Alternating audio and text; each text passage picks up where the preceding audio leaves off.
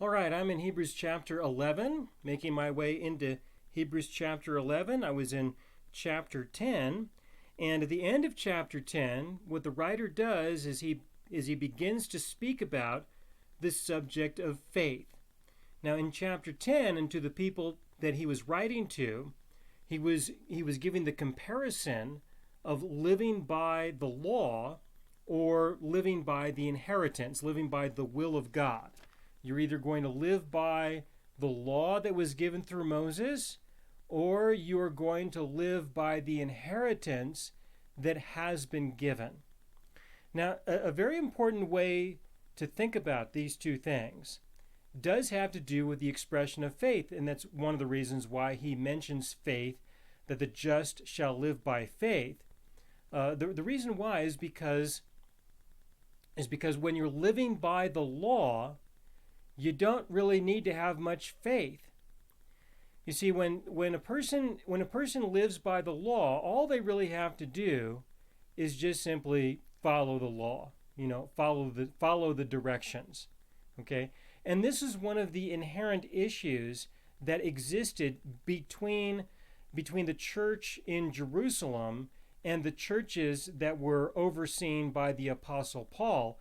Was, well, how do we now really live? Do we live by faith and works, or do we live by faith alone? That was what the argument effectively was between the two different groups of people.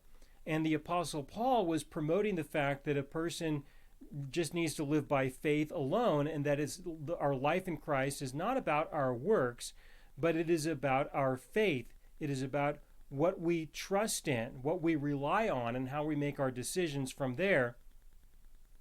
But inherently between these two groups of people, between these two issues of do you live by faith and works, or do you live by faith only, inherent is the issue of do you live by the law, or do you live by the inheritance? That's what it eventually comes down to.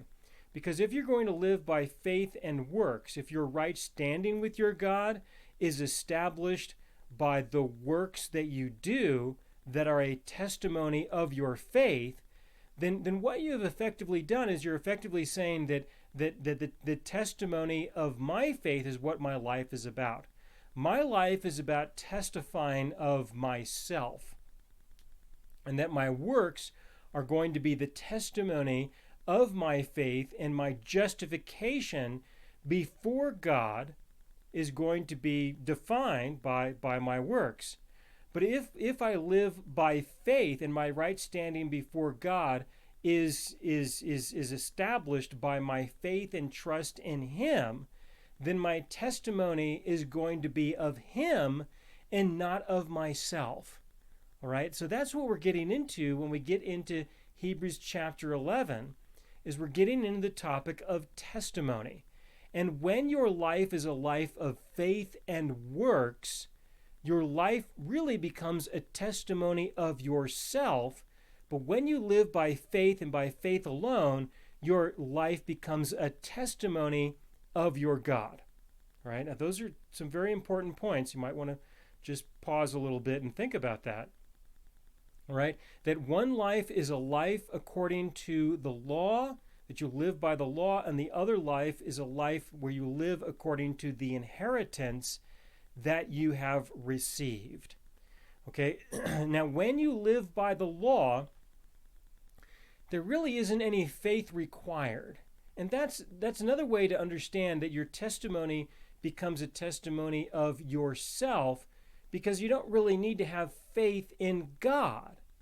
All right? So there really is no necessity, there is no need, there's no real abstraction of faith, except for, this is what people will end up with. They end up with, well, I have faith, I have this belief that if I obey the law, I will be blessed, or I have this belief that if I obey the law, then God will see me as being a good person, or will see me as righteous,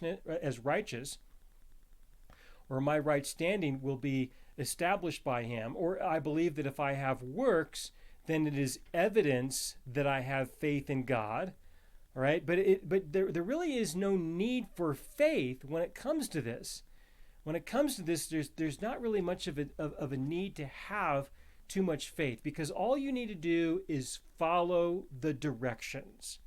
Okay, follow the instructions. Another way to understand this is to understand the difference between the priest and the prophet. All right, understand the difference between the priest and the prophet. The difference between the two is that the priest did not need to have a relationship with God. Okay, no relationship with God required. No faith or trust in God at all. All they need to do is have this belief, have this faith in themselves, this trust in themselves, this belief that if they themselves will follow the directions, then things will work out well for them. All right? The priest does not need to have anything except the law. There is no need to have a relationship with God. With the prophet, that person has a relationship with God.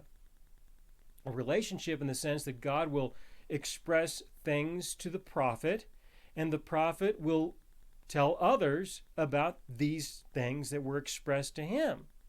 That there is a relationship that exists between the prophet and God, where he just simply expresses or conveys what it is that God has to say, or how God feels, or what God is going to do in response to the circumstances that God sees. All right, there is a relationship that exists between the prophet and God, whereas with the priest, there is no need for a relationship with God. What God has had to say and his instructions have already been provided. The priest just needs to follow those things. So also when it comes to our relationship with God, there is no need to have faith in God when you are living by the law. There's no need. Just like there is no need to have a relationship with him. You don't have to have faith. You don't have to have trust in your God. You just have to trust in your law, in your instructions. All right? So the writer is making this transition between chapter 10, Hebrews chapter 10, and chapter 11. But at the end of chapter 10, he introduces the topic of faith and then proceeds and speaks about it. But fundamentally, that's what it has to do with. It has to do with the fact that if you have the law, if you're living by the law, then no faith is really required. Okay, but if you are living by the inheritance, okay, now you've got something different. You see, in the law, you just follow the instructions. Your response is just simply a matter of, these are the instructions, just do it. You don't have to believe in it. You don't have to believe in God. You don't have to believe anything, right? It's not about what is true or not true. It's just all about follow the directions. But when it comes to living by the will of God, okay, when it comes to living by the will of God, you now have an inheritance. And in being given the inheritance, you don't really have a definitive set of instructions. Okay? You don't really have a definitive set of instructions to follow. You have now just simply been given something. So now with what you have been given, what are you going to do with it? What is going to be your response? Without explicit instructions. Okay, now we do have an example that we can work with that seems like it could be some explicit instructions, such as forgiveness, where you are to forgive others with the forgiveness that you have received from your God. Right? There's something to that in terms of following the directions, but still, it's not the same as following a law. All right? There is a big difference between the two. So when it comes to living by the will of God, you don't have a set of instructions to follow. What you have is you have something that your God has given to you, and because of what he has given to you, you now are going to engage your life. You're going to live your life with what you have. You're going to make decisions in your daily life with what you have. So, based on, what you have in Christ Jesus, what are you going to do with it? What is going to be your response to the truth that has been revealed to you? And that's what faith becomes. Faith becomes your response to the truth that has been revealed to you. And when it comes to the new covenant, the truth that has been revealed is a set of things that you have an inheritance. God loves you. You have the love of God. You have the acceptance of God. These are things that you have. So now that you have these things, what will be your decisions? What will be your response? How will that be expressed in your daily life? A lot of things can change in a person's life when it comes to just simple love and acceptance. Because we do make a lot of decisions. We make a lot of decisions according to our desire to be loved or accepted. Right? A lot of decisions that we make in life, good decisions, perhaps a lot of bad decisions, that we make just because we have a desire for acceptance, we have a desire for love, and our life can be a reflection of that by our pursuit of certain things, by the decisions that we make in our daily experience. But when you rest in the love and the acceptance that you have from God, well, now you can be set free quite a bit from pursuing something when you already have it. If you already have the love of your God and the acceptance of your God that will fulfill your deep desire to be loved, to be accepted, that He created you to have. He created you to be a person who has a need to be loved and accepted. Created you to have these needs, and He fulfills these needs Himself personally. He created you to have these needs in such a way that only He can genuinely meet those needs perfectly. So once you have received and once you are resting, which of course is a daily struggle, but when you are resting and living in the acceptance and in the love that He has for you, then it will change the way that you interact with the world in a number of ways. It will change the way that you interact with the world, and it will change the way you make your decisions, because you will make your decisions and you will interact with the world on the basis of what you have. And one of the ways to understand this is that you can now engage the world with what you have, and this is something that you can share with others. You can love others with the love that God has for you. You can accept others with the acceptance that He has for you.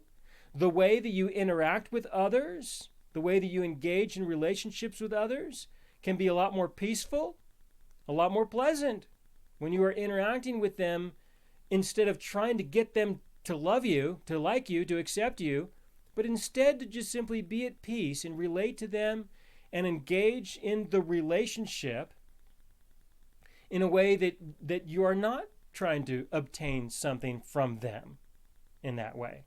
It can provide for a lot more peace and a lot more quality in terms of the relationships that you have with other people. All right, so this is just an example of how we may respond to the inheritance that has been given. Faith is our response. All right, it's not our faith in just faith itself, but faith is the expression. It is our response to the truth that has been revealed to us. And through the response, through the way that we respond, through the way that we make our decisions, we become a testimony of the truth. We become a testimony of the truth that has been revealed. And that's what Hebrews chapter 11 focuses on. It focuses on the testimony that we will express. And the writer gives examples of many people who have testified of the things that were revealed to them, and they became a testimony of God, a testimony of Him as a person. And again, this is in comparison with those who are living by the law, who at best can only become a testimony of themselves. All right? Now, there are a number of ways to approach this. Let me start with the idea of faith in and of itself. You know, sometimes when having conversations with people, it can be helpful to just ask them to tell you about their faith. You know, it's a reasonable question to ask. You know, just tell me about your faith. What is your faith, and what is your faith about, and what does that mean to you? Sometimes it can be difficult to ask this question because people can feel threatened by that kind of a question. Or are you trying to make comparisons between your faith and their faith, or contrast your faith with their faith? Comparison in the sense of you're wanting to see in what ways do you have commonalities, or do you want to contrast in the sense of in what ways are we totally different? And is this an opportunity to ridicule or to condemn someone? All right, you want to ask the question out of sincerity and just simply to ask it to get a feel for who this person is and what's important to them. You know, and people will answer this question in a lot of different ways. But the way that they answer this question will say a lot about who they are, about where they are in life, about the things that are important to them. You know, just tell me about your faith. You know, what is your faith, and what does it mean to you, and how is it a part of your life? You know, and people will answer this in a lot of different ways. One of the ways to answer this is to express the idea of destiny or providence. This is probably the most common, where, well, I have faith in something that I can't really define, but you know, I have a belief that there's a plan. You know, I have this belief, I have this faith that there is a plan for me of some kind, and that this is unfolding in some way, and that there is, you know, some destiny for me. And this is common. You know, this is a very common belief that people have, where they believe that there is some kind of destiny for their life. There's some kind of purpose for their life. You know, that there's a plan, but they don't necessarily identify with an individual person who makes these decisions concerning what their destiny is. Not necessarily, but they may believe in just the universe in some way. They just believe that there is some universal abstraction, that there may be some kind of God force of some kind. And a lot of people identify with this. They do. And that's their expression, their belief. That's their placement of their faith. So what is their response going to be according to this? There really isn't a response. There's no need for a response. There's no need really to have much trust in anything, because it's already been decided for you. So a person who has their faith, they have this faith in destiny or providence, then they really don't have to believe anything, and they don't have to respond to anything. All they're doing is just simply watching things unfold. So there's not really much use for faith. All right? There isn't much use for it at all. Now, this shows itself in many people's lives. It shows itself in many different kinds of belief systems. Okay? When a person asserts, for example, that God has so much sovereignty, or he has so much control that he makes the decisions for every molecule in the universe and for everyone's life, that he does not allow us to have any free will at all, or maybe a little bit at best. When a person believes in something like this, then they don't really have to have too much faith. You know, it doesn't really matter how much faith they have, because someone else has already made the decisions. Okay, if God has not made that many decisions, maybe he's made a few, but for the most part, he gives you the freedom to make the decisions about what your life will look like. Well, then you do require some faith. You do have to believe and trust in the truth that he has revealed to you, and you have to make decisions. You have to have an expression of some kind that you willingly decide that's going to be your response to the truth that has been manifested. Otherwise, it doesn't matter what your response is. Okay? So these are some basic examples about how people will live, and you have to ask a person individually where they are at in their personal life experience right now, and how they personally define their faith. All right? That's just a personal thing that people have to work with. All right, let me give you another example of something to consider when it comes to the subject of faith, in order to make this a little bit more concrete. All right, now for those of you who are watching me present this right now, you're probably sitting in a chair. Okay, chances are you're sitting in a chair. All right, many others of you may just simply be listening to this while you're doing something else, which is, understandable. I don't watch videos, but I listen to videos like that myself. When I'm doing something in the kitchen, I'll have something playing. And so some of you are not sitting down. But for those of you who are, you can relate to this in a more direct way. Chances are you're sitting down in a chair. Okay? Now this chair is important to you. It is holding you up. You are sitting in this chair. Somebody designed this chair. This chair was engineered. It was made. And you are sitting in that chair. Now, for you to sit in that chair, how much faith is required for you to sit down in that chair? Faith in the sense that it's going to hold you up, that it's not going to fall apart, and then you're going to collapse and hit the floor, perhaps get injured.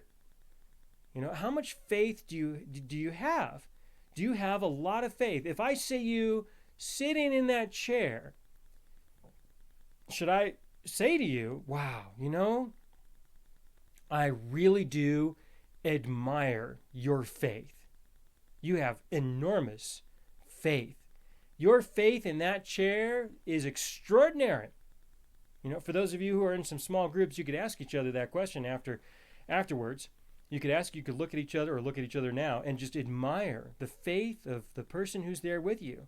They have enormous faith that is expressed by their decision to sit in that chair. All right? Think about that for a moment. And when you think about that, you should realize that, the amount of faith that they have has very little to nothing to do with the fact that chair is holding them up. All right? It really doesn't matter so much about their faith. I mean, certainly it will require a certain amount of faith to sit down in it and to place your weight on the chair and the way that you are. But the real issue is not so much your faith. The real issue is the chair. What you really need is a good quality chair. That's what you really need. That is what is really important. What's really important is the chair. We don't see somebody sitting in a chair and say, wow, I really admire that person's faith. We say, no, I really appreciate that particular chair. It can really hold that person up. And so this is what you need to understand about faith, is that it's not really the faith, okay? It's the object of your faith that really makes the difference. So when it comes to our faith in our God, it's not really our faith that really matters. It's our God. You don't need to have great faith. You need to have a great God. That's what you need. All right? So what's important is not so much the faith. We live by faith, but we live by faith in someone. Okay? We don't just live by faith, and that's it. We live by faith in someone, in a person. There needs to be an object to our faith. Just like you don't sit in your chair by faith. You sit in your chair because it's a chair. That's why you sit in it. Okay? It's the object of your faith that is of significance, that is of importance. And this is a struggle for a lot of people, all right? It really is. They don't really think too much about the object of their faith. Instead, especially when it comes to certain groups within Christianity, all right, what people are thinking is what's important is their faith. And how this is expressed is that they say that they have faith in their faith. Not so much their faith in their God, but what they really have faith in is their faith. You know, that what really matters is that they have faith. And they need to have good faith, strong faith. Their faith is going to be in their faith. And this is totally backwards. It's completely backwards, but there are a lot of people who embrace this, right? There's a lot of different movements within Christianity that have this. They're generally classified into what we call faith movements, right? Or the faith movement, or the blab it and grab it crowd, you know, people of that nature, where they have their faith placed in their faith. And when you have your faith placed in your faith, you know, that you just have to make sure you have enough faith, well, then you're separated from your God. You're even separated from the law. You know, you don't even have the law anymore. All you have is your faith. And I have watched a lot of people who they live this way. Their response to the gospel is something completely separated from the gospel. Whereas they just believe that if they have enough faith, or they have the right kind of faith, then God will respond to them. Instead of them responding to God, they have it backwards. They have it completely reversed, where they believe that God will respond to them. You know, if you are sick, ill, injured, if you need some medical attention, well, you just need to have faith. And if your faith is just right, God will respond to you. And folks, this is backwards, right? This is totally backwards. Where people believe this. Okay? If you're having problems and difficulties in your personal relationships with other people, you just need to have faith. Faith that things will get better. That things will be better. That clearly this other person needs to change, not you, you know. This other person needs to change, and you just need to have faith that they will. And if your faith is right, okay, if it's correct, then God will respond, and he will divinely intervene in whatever ways are necessary, and he will make sure that your relationships are better, okay? People believe this. And it is a reflection of people having faith in their faith instead of recognizing that there is another person involved, and they are going to trust and believe in their God. Now, it doesn't mean that God is going to make these changes. It doesn't mean that he's going to heal you divinely. It doesn't mean that he's going to intervene and cause some changes in your relationships to improve them. It doesn't mean that he's obligated to at all. If he says that he's going to do something to you, then you can trust and believe that he will. But just because he has said that to some people doesn't mean that he's saying that to you, all right? It doesn't mean that. It just means that there have been some occasions when he has done these kinds of things, all right? And in accordance with the law, there have been many times when he has said that he will intervene in our lives, but he's put conditions. And those conditions are related to the law, not related to your faith, okay? The issue is, do you have a great God? Jesus used the example of the mustard seed, where he said, look, if you had the faith of the size of a mustard seed, then you could move mountains. But it really isn't it's not because it's the mustard seed, it's not because it's your faith. You need to recognize that you have a great God. Okay, your faith is to be placed in your God. And if he has expressed to you that he is going to move this mountain, all right, then that will happen. So it's a Hebrew idiomatic expression. It's a way of conveying that what is important is the object of your faith, not your faith itself. Other struggles that people have. Financially, people have financial struggles. All right? They have a need for things. They have a need for stuff. They have a need for wealth. They have a need for money, so that they can use that to exchange for other people's goods or services.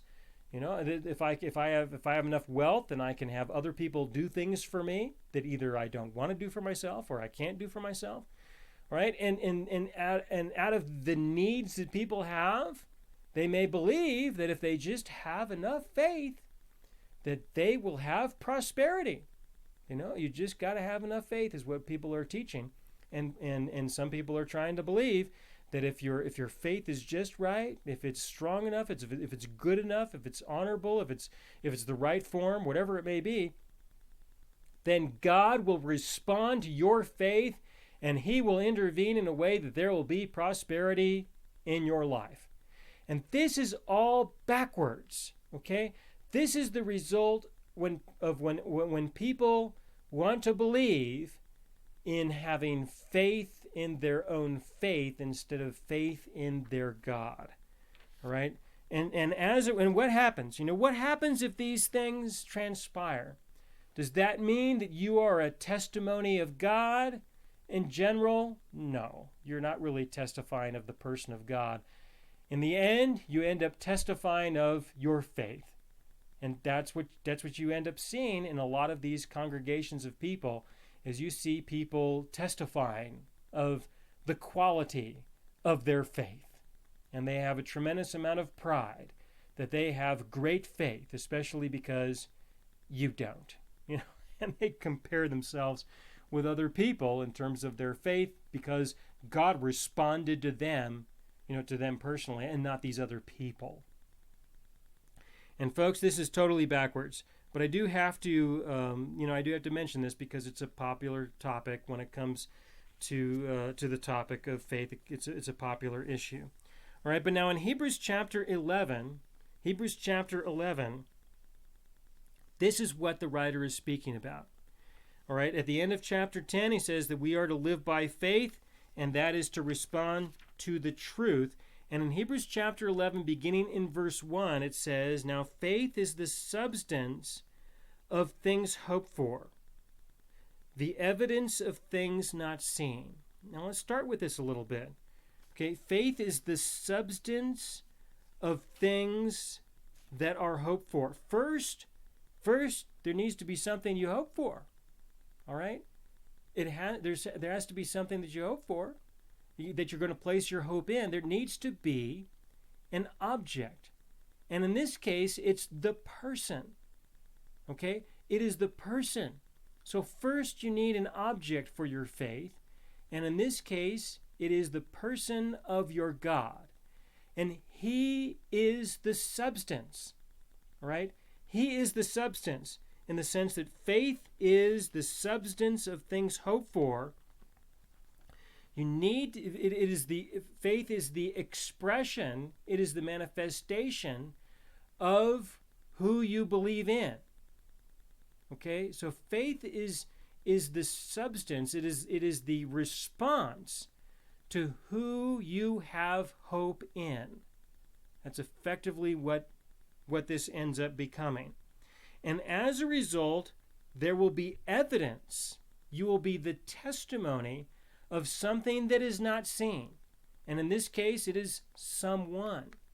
So here you have kind of a general definition. Faith is the substance of things hoped for, the evidence of things not seen. But we really have a person. Faith is the substance, it is the expression of our trust and our belief in the person. And the evidence, in the sense that our expression is the testimony of the person who is not seen. All right? So this definition is kind of a general one, but we really do need it to become a little bit more specific, and we can make it a little bit more specific when we exchange things for the person. And so we are going to present a testimony of a person by our trust and our belief in him. When we trust and believe in the person of our God, right, then we have some substance. We have our testimony. That's our substance. the evidence of the person who is not seen. In order for us to express our trust in the person, he has to reveal something to us about himself. Okay, there has to be some revelation of this person. And an example of this is found in verse 3. Right? He uses verse 3 in order to just kind of give an example of how we might have faith in the person, how we might be a living testimony of this person. And he uses the example of creation. Right? In Hebrews chapter 11, verse 3, by faith we understand that the worlds were framed by the word of God, so that the things which are seen were not made of things which are visible. Instead, they were made of things that are not visible. As an example, if you look around, you got the earth, and you got all the things that God has made. The more you examine and study the things that God has made, the more you will see that the evidence is profound to show that there must have been someone who designed what it is that we have. And if there is someone who has designed what it is that we have, then by definition, we have a designer, and this would be our God. Only a God could have designed and constructed what we have in this world, the things that we can see. All right? And through the evidence that is provided to us, through the truth that is revealed, we can respond to that truth. And we can testify of what we see, of what we believe, of what we understand. And our testimony is our expression of faith. All right? When we believe that there is a God who has created the world, then we live our lives with this understanding that there is a God. And when we make our decisions, such as pursuing a knowledge of who he is, when we make our decisions that we're going to take a part of our life to pursue a knowledge of who he is, and one of the ways to express that is to look at the things that he has had to say in the past. And we do have a record of the things that he has said in the past. So when we study our Bibles, for example, that is an expression of faith. That is a testimony of our God. That is the evidence of the things that are not seen. The fact that we pursue these things, that our lives are a reflection of our belief, of our trust, of what God has revealed to us. All right, so our faith is the testimony. Our faith is the evidence, and that becomes a testimony of our God, of the person of our God. So again, in Hebrews chapter 11, verse 3, by faith we understand that the worlds were framed. All right, by faith we understand, well, we are trusting and believing, but our life is going to be we're going to be making decisions. Our life is going to be a reflection of this belief. And so the complete definition of this would be to say that our faith is our response to the truth that is revealed. By faith we understand, but by faith we also respond to what we understand, and that becomes the evidence of the truth that is revealed. So those things that are not seen, we can find things that are seen that give us evidence, and then our faith is additional evidence and expression such that we are a living testimony of our God. So not only is the evidence of the physical world itself a testimony of our God, but we also become testimonies of our God. We become additional evidence that there is a God above and beyond the evidence itself that we use to believe that there is a God. All right, now I realize it's a lot to follow, but that's effectively what's happening here. Again, in verse 1, now faith is the substance of things hoped for, the evidence of things not seen. And then in verse 2, for by it the elders obtained a good testimony. By faith we understand that the worlds were framed by the word of God, so that the things which are seen were not made of things which are visible, and we become a testimony of that. Okay? So it's a follow-up of before. When you're living by the law, when you're living by the old covenant, the best you can hope for is that you are going to be a testimony of yourself.